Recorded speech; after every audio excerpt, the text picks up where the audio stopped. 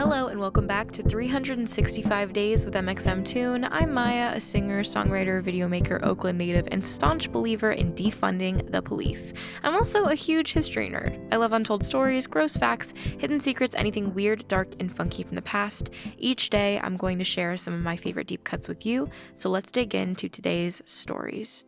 It's 365 with mxmtoon. New facts every day, so don't leave too soon. I'm gonna teach you stuff, no it won't be tough. Gonna go a year till you've had enough. It's 365 mxmtoon. Today, we're going to talk about some pretty recent history, and a name that should be familiar to you. On March 13th, 2020, Louisville police shot and killed Breonna Taylor, a 26-year-old Black woman who worked as an emergency room technician. Taylor and her boyfriend, Kenneth Walker, had been asleep in Taylor's apartment shortly after midnight when police broke her door off its hinges looking for an ex-boyfriend who wasn't there. Walker, who was armed and thought it was an intruder, shot once. The officers responded by shooting 32 times. Taylor was hit and died. Police didn't even check to see if she was okay. Taylor's murder, along with the police murder of Black man George Floyd in Minneapolis in May, helped spark a major Black Lives Matter moment in June 2020. Protesters took to the streets in cities across the country and even across the globe, advocating for action against police officers who took Black lives. The protests were also the start of mainstream advocacy for defunding the police, a movement that called for reallocating police resources to different social services. The idea behind defunding the police is not so much getting rid of the policing system, so much as it is to decentralize it. So instead of calling the cops for everything from a noise complaint to a mental health issue to a major crime, there would be different services that you could call that were trained to handle specific problems. And most importantly, most of these services would show up unarmed, removing the likelihood that a Black life would be taken. But let's back up. Breonna Taylor was born on June 5, 1993, in Grand Rapids, Michigan. She grew up in Louisville, Kentucky, and was raised by her mother, Tamika Palmer. She graduated from high school in 2011, and after briefly attending the University of Kentucky, she decided to become an emergency medical technician, or EMT. She worked as a certified EMT for the city of Louisville, then began working as an emergency room technician at a local hospital. She had plans to become a nurse. "I just think she was destined to be great," her mother told The Cut about Taylor in June. "Breonna just loved life, and people gravitated towards her. She lit up a room and had this aura about herself." But Breonna's dreams and greatness were cut short. In March 2020, Louisville police were investigating Jamarcus Glover, an ex-boyfriend of Taylor's who briefly lived with her. Glover was allegedly involved in drug dealing, though Taylor had no involvement. Police had gotten a no-knock search warrant for Taylor's apartment, believing that packages containing drugs were being kept there. They weren't. And so, shortly after midnight on March 13th, they broke down her door while she was asleep in bed. There's a dispute between police and Walker over what happened next. Police, Brett Hankison, Jonathan Mattingly, and Miles Cosgrove, all white, claimed they announced themselves, but only one neighbor out of dozens said that they heard the cops do so. According to Walker, Taylor asked, "Who is it?" a number of times when the cops banged on her door, but they didn't answer. Walker called his mother and then 911. He thought Glover was trying to break in. When cops took the door off the hinges, he shot a warning shot. That's when the officers opened fire. 5 or 6 of the dozens of shots hit Taylor. Cosgrove's bullet killed her. She died in the hallway. Hankison shot 10 bullets, a number of which ended up in neighboring apartments. Mattingly claimed Walker's one shot hit him in the thigh, although evidence suggests the bullet might have been friendly fire.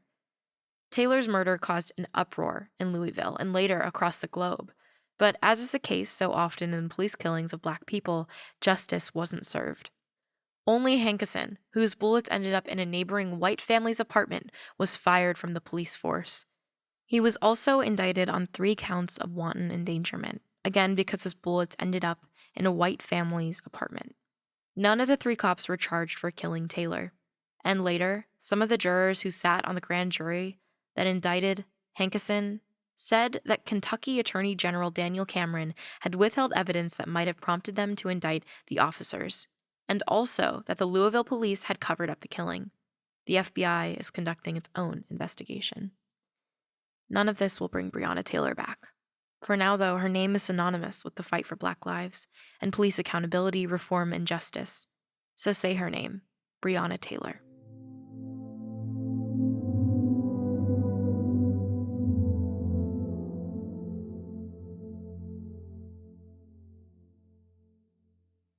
For today's music fact, we have a very special guest. Jade Bird is here to talk about the release of one of her biggest singles to date. Hey, my motto, I think it was the first song I wrote in the shower, and I was really kind of excited by that because I just felt, it was a very kind of legendary thing to do. You always hear about like the best songs being like, oh, I was just washing my hair, and then the song came to me. But the chorus literally did, and my partner at the time has a recording of me sort of singing it.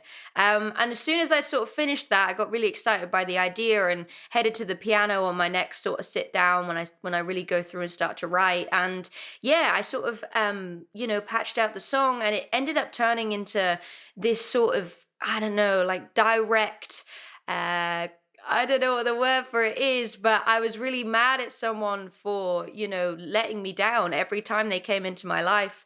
And my motto every time I sing it, I really just channel that anger, being sort of like, how dare you treat me like that, like something you can just sort of walk in and walk out of.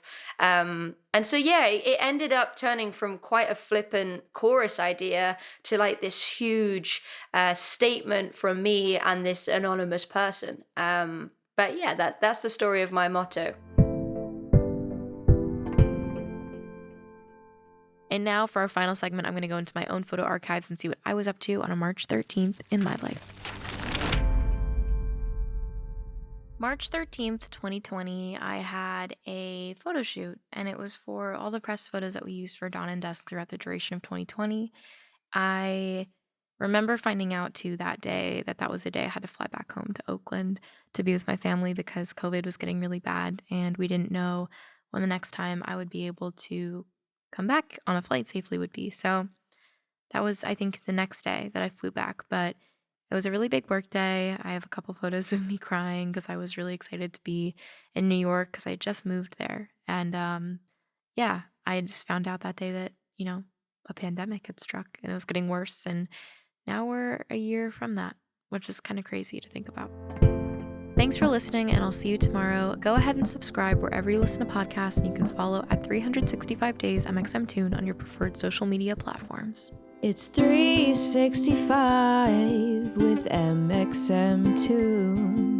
New facts every day, so don't leave too soon. I'm gonna teach you stuff, no it won't be tough. Gonna go a year till you've had enough. It's 3